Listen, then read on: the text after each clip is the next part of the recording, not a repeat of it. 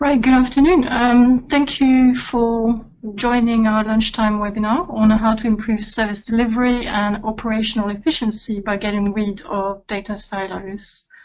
My name is Leila. I'll be your host today. The presentation will last about 25 minutes and we'll have about 10 minutes at the end for questions. But feel free to post your questions during the webinar and we'll pick those up at the end. If you've been in the field of public sector even for a short period of time, you'll all know that delivering public services efficiently can be challenging when customer data is spread across different repositories, separate departments, and there's no way to share that customer interaction amongst your staff internally. And it's hard to operate efficiently like this, and sometimes the quality of the service can really suffer. So our client, Innovate UK, has managed to solve that problem, and they've done that by getting rid of data silos specifically and bringing all their customer data onto one platform. And in doing that, they've managed to significantly improve their communication with their customers, and the organization is now able to operate a lot more efficiently. In fact, this transformation project that you will be hearing about today is expected to deliver over £100,000 cost savings over the next few years. So with no further ado, I'd like to introduce you to our two speakers today who can share all the details with you. And I've got here with me Nicole Pethy-Bridge, Customer Service Manager at Innovate UK, and David Biden, our Director of Salesforce Practice at Methods Digital. So over to Nicole and David. Good afternoon. Hello there.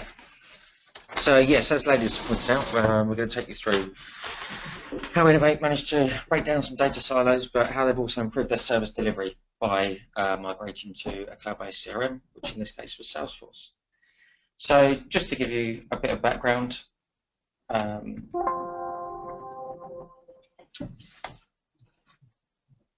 just going to go through the agenda, as you can see on your screens now. So we're really just going to start with a problem statement of what it is that we were trying to fix. And this is a very important and sometimes overlooked question when engaging both with the consultancy or on almost any new projects. Then we'll take you through the philosophy and approach that was used for this, and then on to the kind of the amount of time that the project took, the deliverables that came out of that.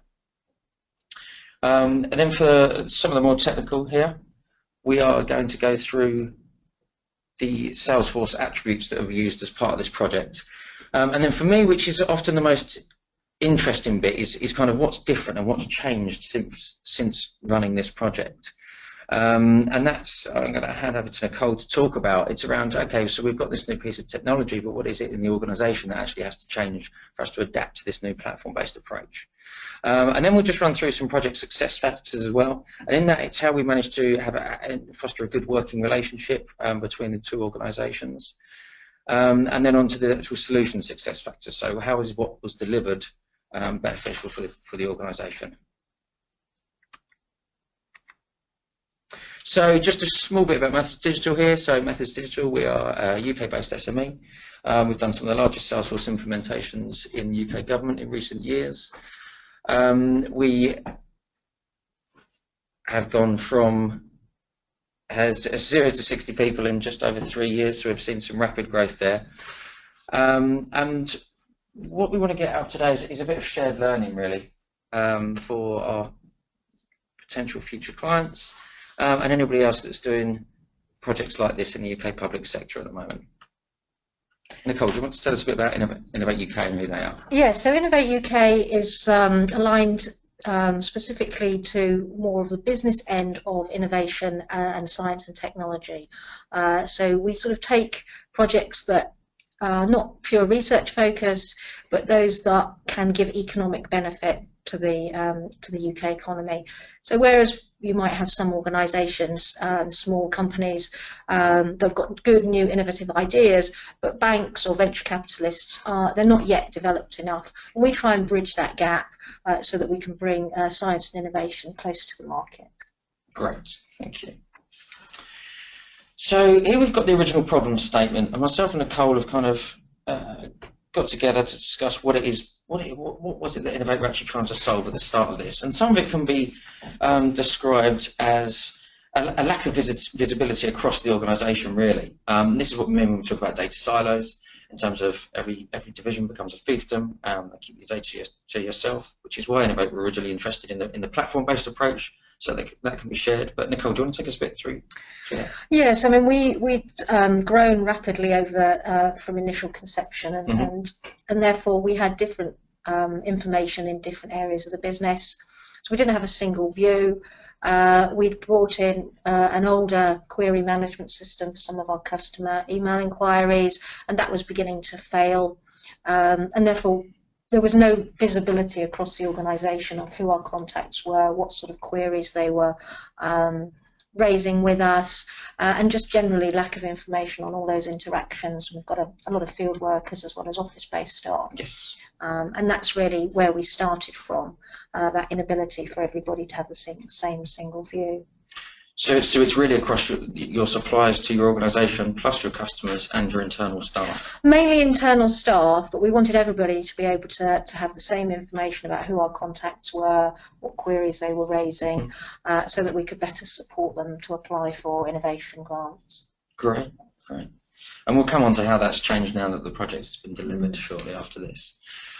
So the philosophy and approach for this project, can you tell us a bit more about what that was and maybe what drove that?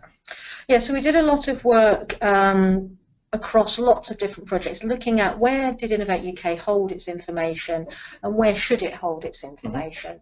So there was a sort of master architecture plan drawn up so that we could have the right equipment or the right technical solution for the right part of the business, and then integrate those through a system integration layer. So the right tool for the job, really. Yes. We also wanted to make sure that we were future-proof, so that we could have a plug-and-play option to remove a solution if we found that maybe 5 years down the line that wasn't the right thing. So something that was quite flexible and didn't tie us into what becomes legacy software quite quickly. Yes. And then the other thing was we wanted to steer away from coding where possible. You know, there's lots of solutions where a lot of work has been done by the people with the right skills, and we wanted to tap into something that was quite workable very quickly and keep any coding and therefore any sort of technical restrictions to a minimum. Yes. And have you found that you've received all of these things? Yes, we have, and we'll look at that in a minute. Definitely, the out-of-the-box solution we have with yourselves, you know, really utilise that configuration, and then only done absolutely necessary coding. And then working alongside you, we've managed to transfer a lot of knowledge. So we've got lots of teams, and through this system integration layer, which we were the first project team to use it, and that's tied some of our other systems. So we've got this sort of plan now of systems talking to each other. Excellent. So here we're going to talk through the timeline and deliverables. But before we do that, can you give me an idea of kind of the amount of users that this was? So originally we identified 20 to 30 Service Cloud users, and then a pilot group of 50 field workers doing sort of high-level engagements. The ultimate rollout, we're looking at doubling that, so we've got more than doubling that. Target is around 200 to 250 users, and actually the service users have increased. There's quite high demand now. We've put it in for more and more teams, and we've actually brought our 4th team on this morning. Brilliant. So you went with the kind of start it small, be agile, test it at the start, and then evolve and develop it from there approach. Yes. And how many transactions are kind of processing through? So the customer service team, they deal with about 20 to 1,000 emails a year. Wow. So some days we're looking at several hundred, especially around when our competition and grant applications close. Yes. And then the other internal teams will also have maybe 10 to 15,000 emails as well over the course of the year. So we've just brought on our customer service team, our internal IT team for all internal service requests, our grant claimant team, and we've just brought our information office with freedom of information complaints on as well. So that's the service side that we deliver at the moment. Brilliant. And so just to take you guys on the webinar through this this timeline. So as all projects start, obviously we had the project initiation, but then we were able to swiftly move into kind of market research and discovery. And what that really is, that's analysis of the user needs of both their external clients and customers, and then the user needs internally as well.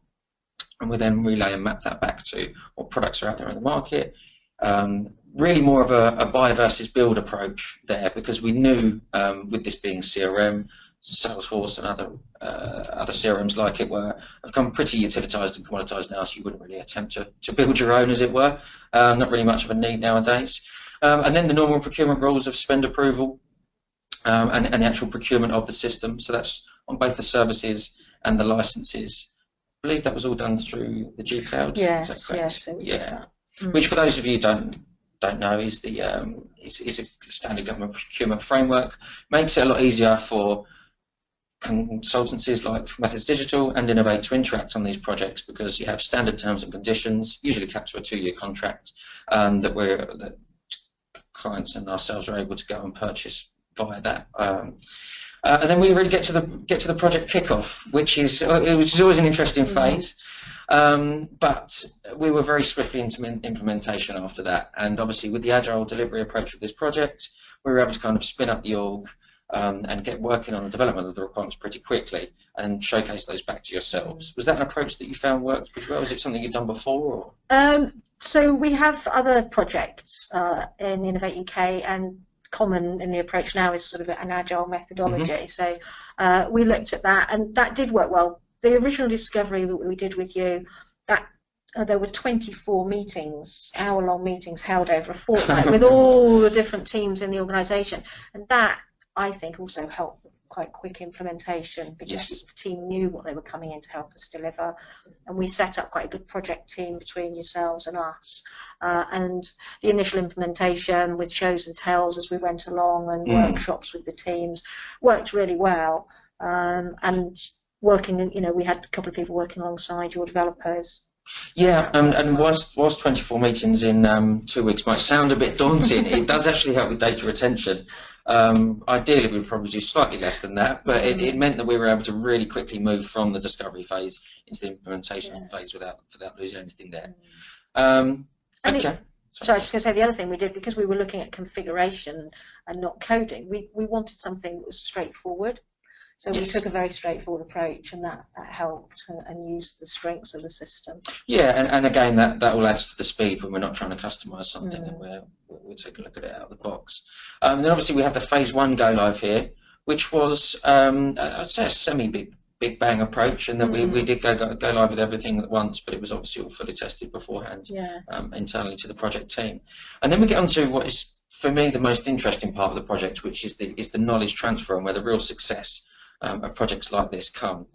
So for many consultancies, well, for Methods Digital in particular, we like to empower and educate our clients to be able to be self-sufficient. We'll come on to some more details of that in the future.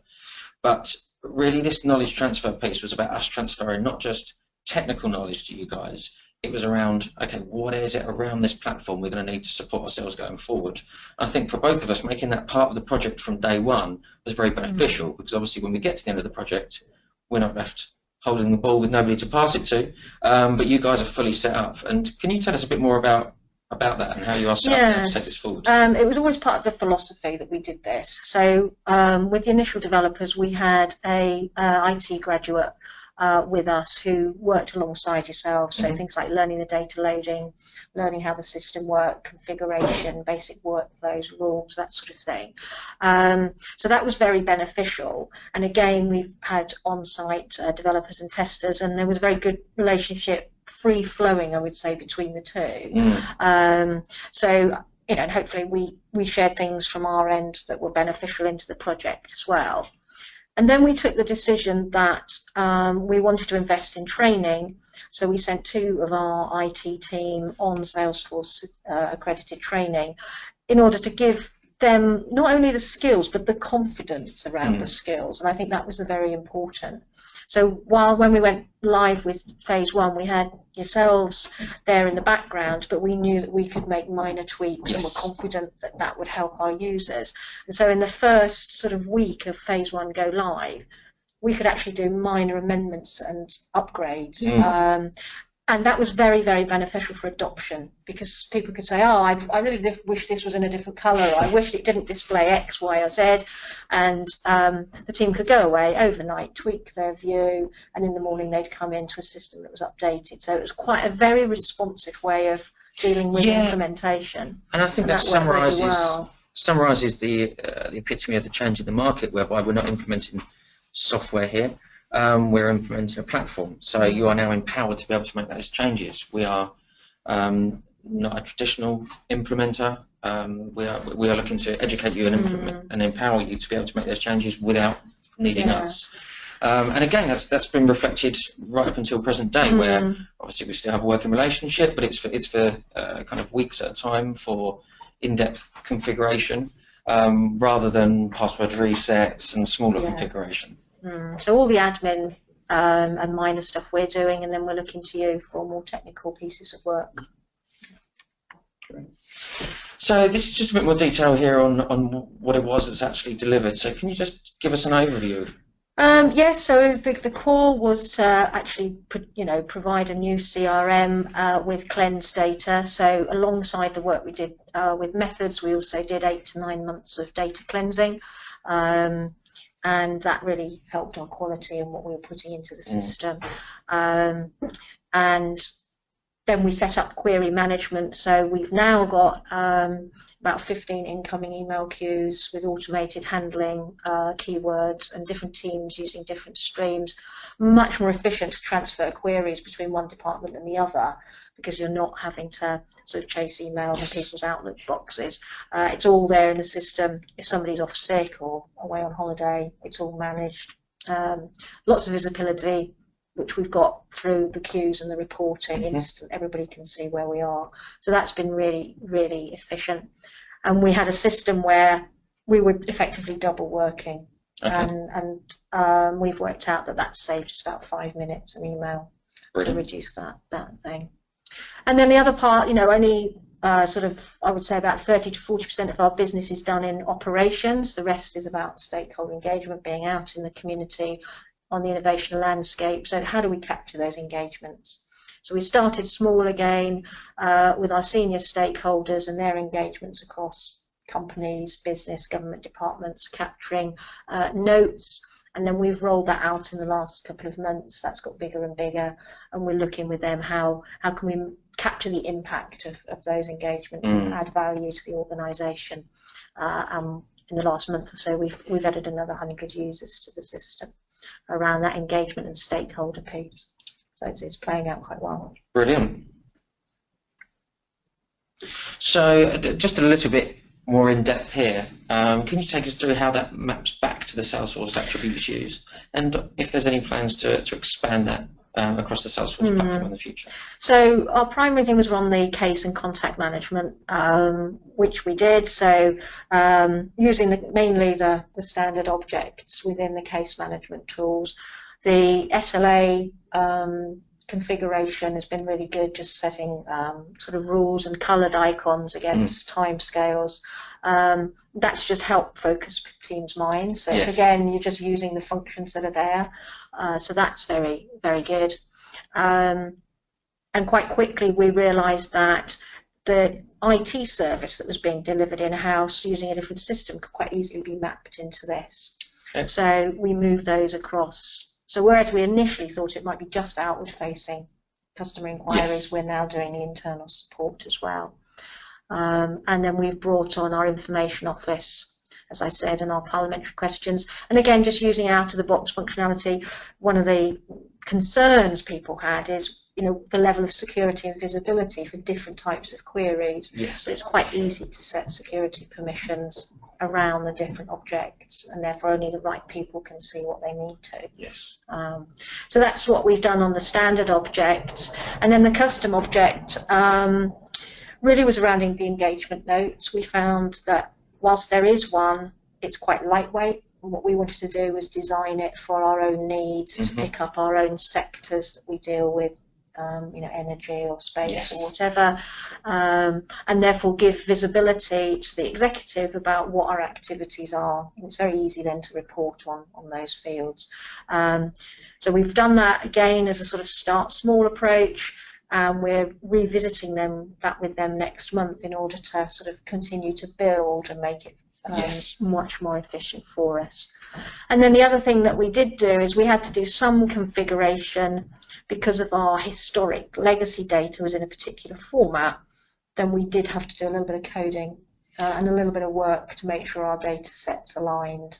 And that was really just because of our own legacy information, not because of Salesforce. And it's not uncommon. There's not many organisations in the world that get to do a greenfield implementation nowadays without any legacy. So and then we're doing work like we've actually got running at the moment around things like data retention so that we can remain compliant, but also change the parameters. So years, the categories that we're using. So you're building that for us in a way that we can manage going forward.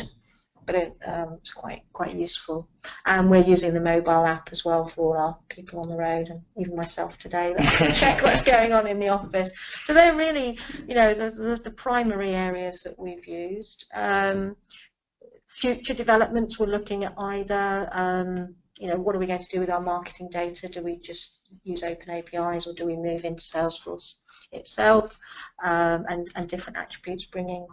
We're showing the visibility of our other systems, like I said at the beginning. It's overall architecture, but it doesn't mean so that the data has to be in the system.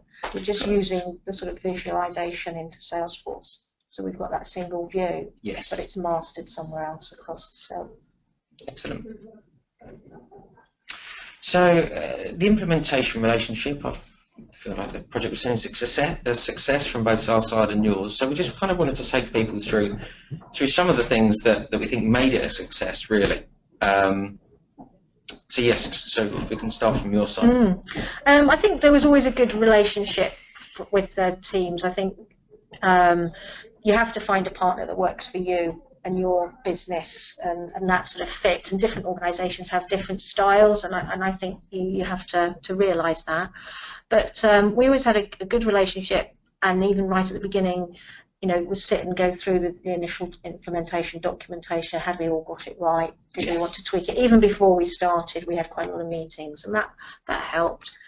And the high levels of engagement, when we set up the original 24 meetings, pretty much every single person walked into the room positive and knowing why they were there.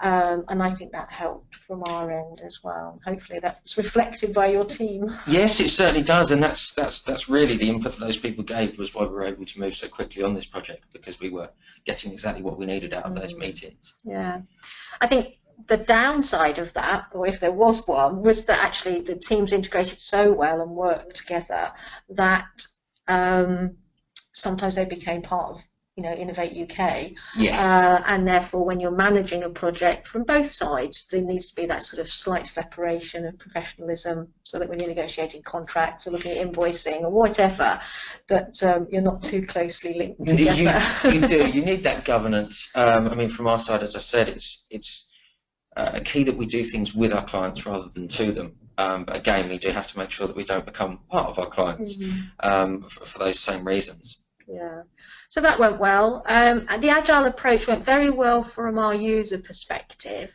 My view is that I'm not sure it is totally suited to technical requirements, and therefore we ended up using a blend of sort of waterfall and agile approaches. But I think from a user perspective and user stories, it works well. And then I have to sort of thank Methods, really. We had, whilst this project was running, it was one of 9 change programs running at Innovate UK, and we weren't always top of the priority list. And therefore, sometimes there were delays or interdependencies. And I think just the flexibility, understanding what we were trying to do as a whole organisation worked well. Yeah, and that's important for us to get that right, to take a look at, what environment are we working in here? We're never are you going to be the case where you are the only project in one organisation, as nice as that may be. So yeah, it's the same for us. And as we've spoken about, that flexibility and the knowledge transfer was a real key. and lent confidence to us, and knowing that you're still there if we need to tap into technical expertise. That blend has worked really well. Yeah, and there's nothing better for us than seeing a client that's able to take what it is that we've delivered onto the next stages independently. So a few key success factors from our point of view here is that really Nicole and the client as a whole had a very clear idea. A very clear project lead in Nicole, and it was very clear, right, this is what we want to do, these are the budgets to which we're working in, and this is the timescales to which we're working in. And coming onto this open agile ways of working and general education, what I mean by that is the guys were very open to listening, very open to learning. And I mean that started right in the procurement phase of this. Commonly, organisations like Methods Digital and other consultancies are asked to respond to requirements without talking to anybody, without just purely on our RFP basis.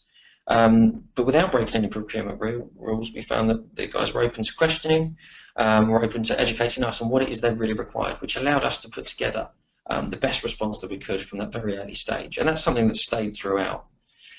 The guys were very quick to react when questions were asked. Obviously, money and time is a factor for both us and Innovate.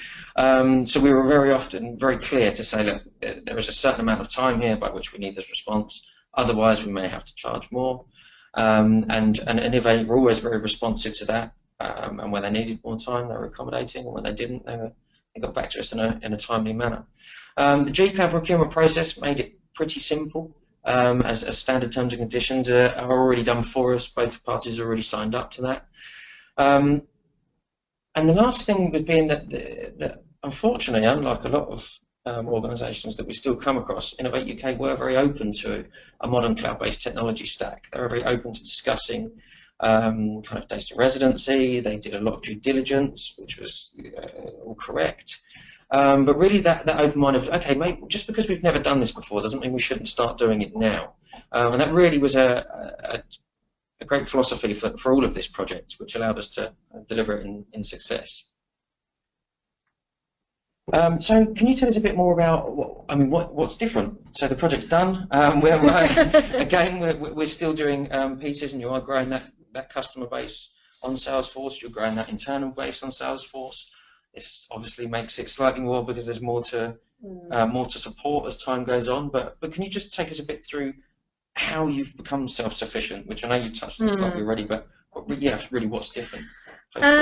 Yeah, so the self-sufficiency, as I said, started within the project. I think it was about taking, we had open-minded staff on both sides who were willing to share and transfer that information and understand.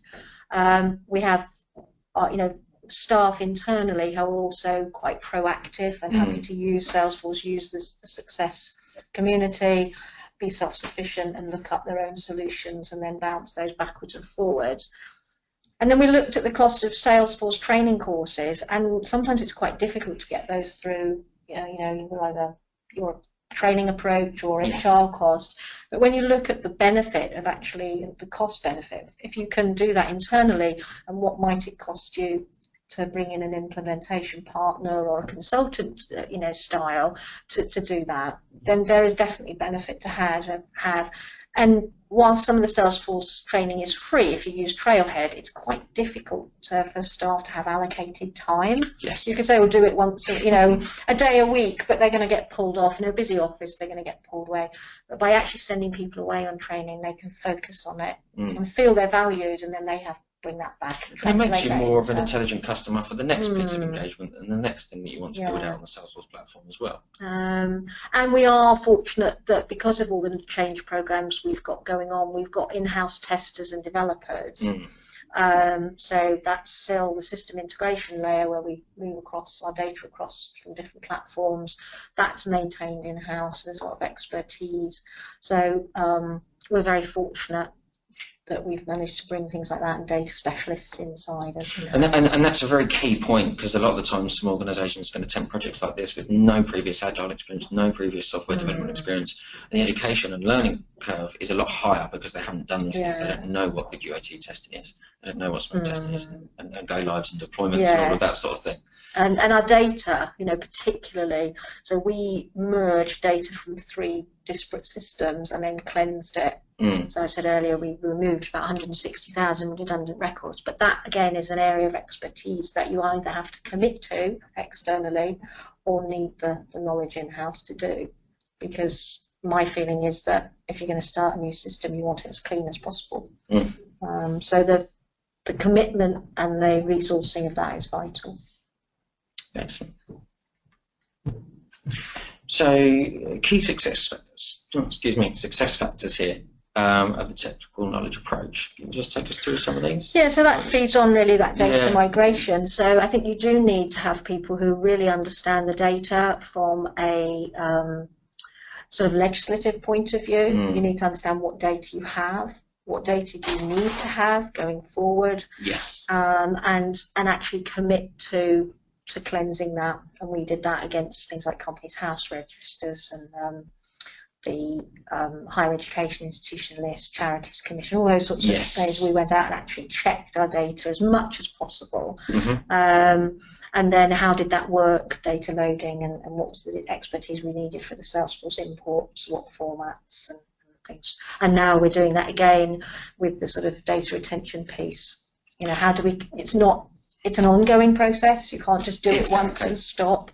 So I think that technical integration from all the teams, internal, external, is valuable. It's commonly one of the hardest pieces of any project, but especially when you are moving to a platform-based approach where the platform will continue to evolve.